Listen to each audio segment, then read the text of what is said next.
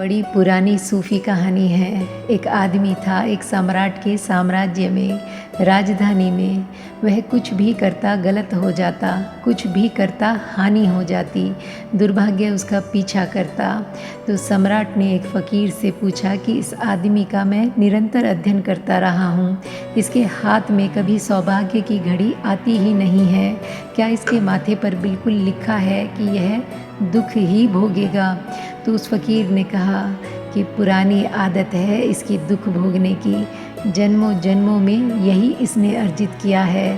तो सम्राट ने कहा, मेरा मन मानने को नहीं होता, मेरा तो मानने का मन यही होता है कि ठीक परिस्थिति नहीं मिली, ठीक संग साथ नहीं मिला, ठीक शिक्षण नहीं मिला, इसलिए यह आदमी भटक रहा है। तो उस फ़कीर ने कहा, तो प्रयोग करके देख लें।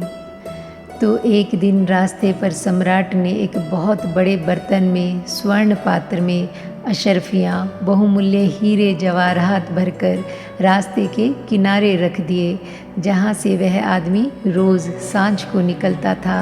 वह एक पुल था नदी के ऊपर, और उस पुल पर वह पात्र रख दिया गया। सब तरफ लोग सचेत कर दिए गए, पुलिस का पहरा कर दिया गया कि कोई दूसरा आदमी इस पात्र को उठा ना पाए। लेकिन अगर यह आदमी जो अभागा है, यह अगर पात्र को उठाए तो इस पर कोई रुकावट न डाली जाए, इसको पात्र उठा लेने दिया जाए, यह ले जाए पात्र को, यह इसका मालिक समझा जाए। बड़ी अनूठी घटना घटी। फ़कीर और सम्राट दोनों पुल के दूसरी तरफ खड़े हुए प्रतीक्षा कर रहे हैं, और वह आदमी पुल पर चला।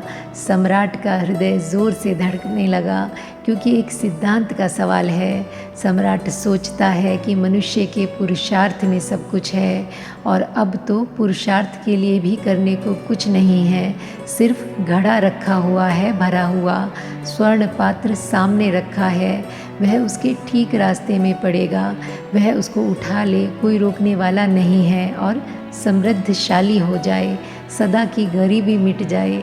लेकिन जैसे जैसे वह आदमी करीब आया, सम्राट हैरान हुआ। उस आदमी ने आंखें बंद कर रखी है। वह पात्र से आकर टकराया, अशर्फियाँ नीचे गिर गई, आवाज़ हुई, लेकिन वह आदमी पात्र से बचकर आंख बंद किए पुल पार करने लगा। जब वह उस पार पहुंचा तो सम्राट नहीं रोक सका अपने को। उसने उसको पकड़ा और कहा कि मूर्ख, आँख क्यों बंद किए है? तो उसने कहा, आज मुझे ऐसा ख्याल आया कि क्या मैं आँख बंद करके भी पुल पार कर सकता हूँ कि नहीं, सदा आँख खोलकर पार करता हूँ।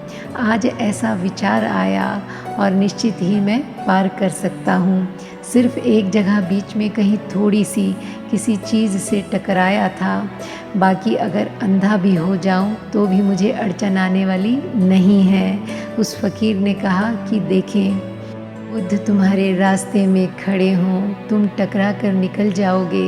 उस दिन तुम पक्का तय करोगे कि देखें, आंखें बंद करके भी रास्ते से निकल सकते हैं कि नहीं।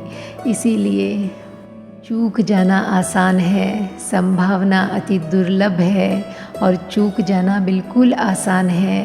पर ये दोनों छोर हैं, विपरीत दिखाई पड़ने वाले, और इन दोनों को अगर तुम ठीक से समझ लो तो स्थिति बिल्कुल उल्टी हो जाती है।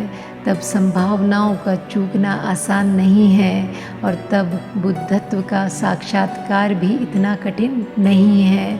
अगर तुम दोनों बातों को ठीक से समझ लो तो तुम्हें शायद रोज़ भी मार्ग पर बुद्ध मिल सकते हैं, और एक बार भी तुम्हें मिल जाए तो तुम द्वार से प्रवेश कर जाओगे। उस चूकने का कोई कारण नहीं है। और ध्यान के सारे प्रयोग इसीलिए हैं कि तुम्हारे लिए यह संभव हो जाए कि बुद्ध जब तुम्हें मिले तो तुम पहचान लो कि द्वार जब खुले तब तुम पीठ किए हुए ना खड़े रहो, कि द्वार क्षण भर को भी खुले तो तुम उसके भीतर प्रवेश हो जाओ, तुम चूक न सको। ध्यान तुम्हें गुरु को पहचानने में सहायी होगा। हमारी आदतें दुख की इतनी हो गई हैं कि अहोभाग मिलता भी हो तो हम उसे झेल नहीं पाते। और आज के लिए बस इतना ही। मिलते हैं फिर एक नई कहानी के साथ। तब तक के लिए thank you God and thank you universe.